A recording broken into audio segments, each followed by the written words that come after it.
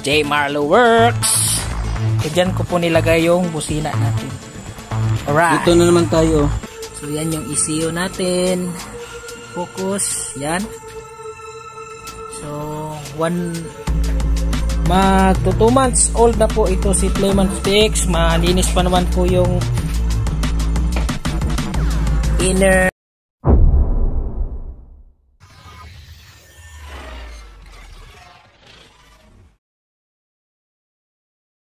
Hi vlog, welcome to my guys. So for today's video, ipapakita namin sa inyo kung paano namin tinatanggal ang buong kaha ni Islandborn 150X or Flame 150X, step by step and in a safe way. So una sa lahat, shout out muna natin si Boss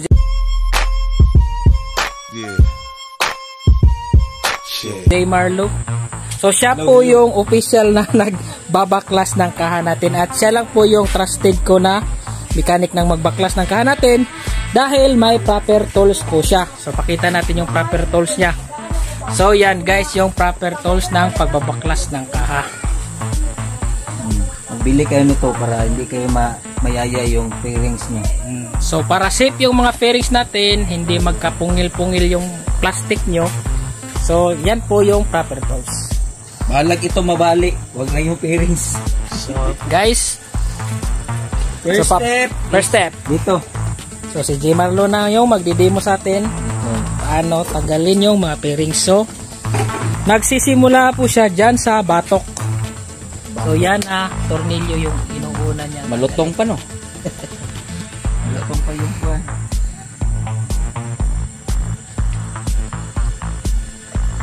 So salamat nga pala sa ating followers na nag-suggest ng content na to. So I hope na makatulong po ito sa ating mga Flame 150 users, lalo na sa yung Flame 150X users na bago pa lang sa motor na to.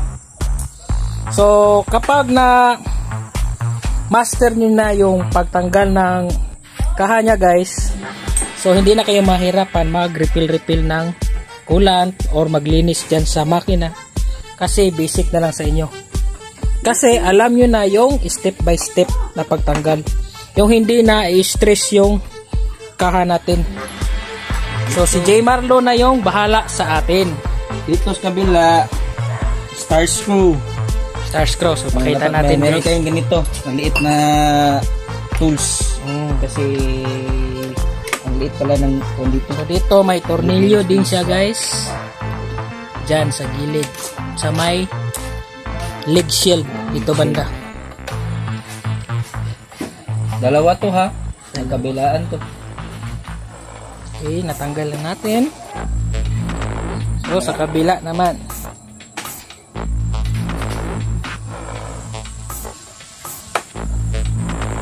Yan.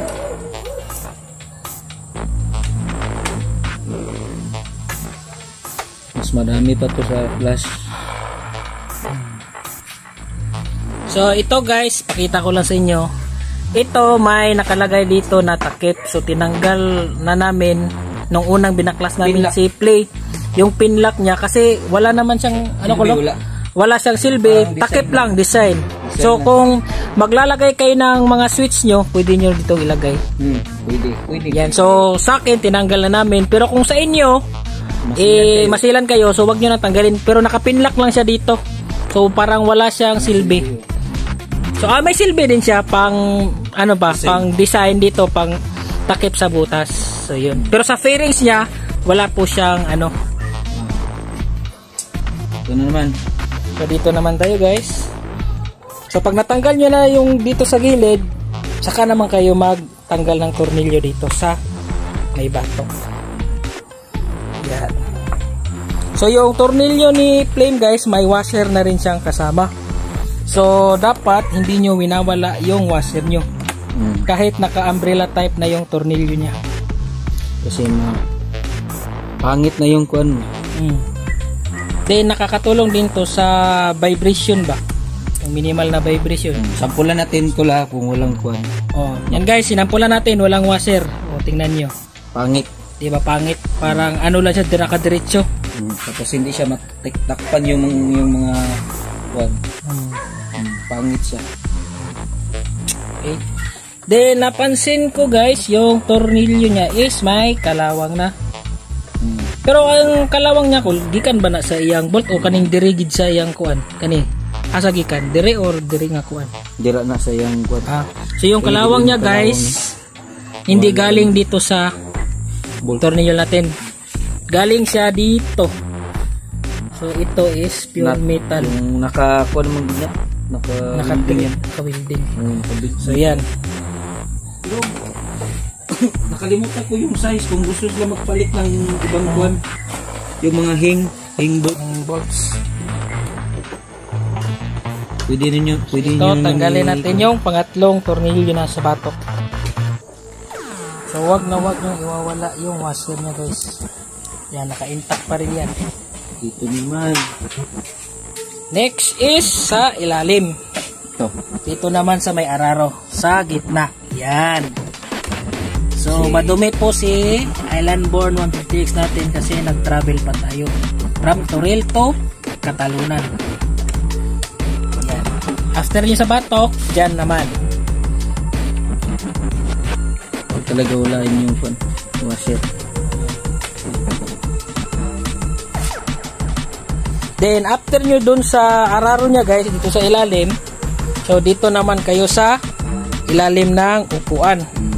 Saan na tornilyo, sir? So dito muna sa gilid. Yan. Tanggalin nyo yan. So allen wrench yung gamit natin. May pwersa. Yung mahaba. Para may pwersa, may torque. Para hindi kayo masyado mahirapan. Tools. Hirapan kayo yun.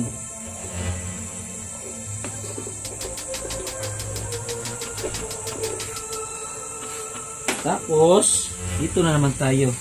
So dito. Sa lima. So ito. Pagkatapos nyo dito sa gilid, ito naman. Isunod natin ito. Ito. Yan. So yung plastic na to, yung tatanggalin natin, cover ng fuel tank natin. So plastic lang po ito. Yan. So safe na safe to guys, step by step. Yung proper way talaga na pagtanggal. Hindi naman proper way talaga, yung safe ba? Safe na way para hindi masira yung bearings natin. Then para lang to sa mga hindi marunong at gustong baklasin yung So kung marunong naman kayo, comment nyo lang dyan sa comment section kung ano yung mga diskarte nyo. Kasi ito yung diskarte namin. So kanya-kanyang diskarte. So natanggal na natin yung plastic cover sa fuel tank. So ito yung kabuuan na fuel tank ni Flame guys. Yan, medyo madumi na.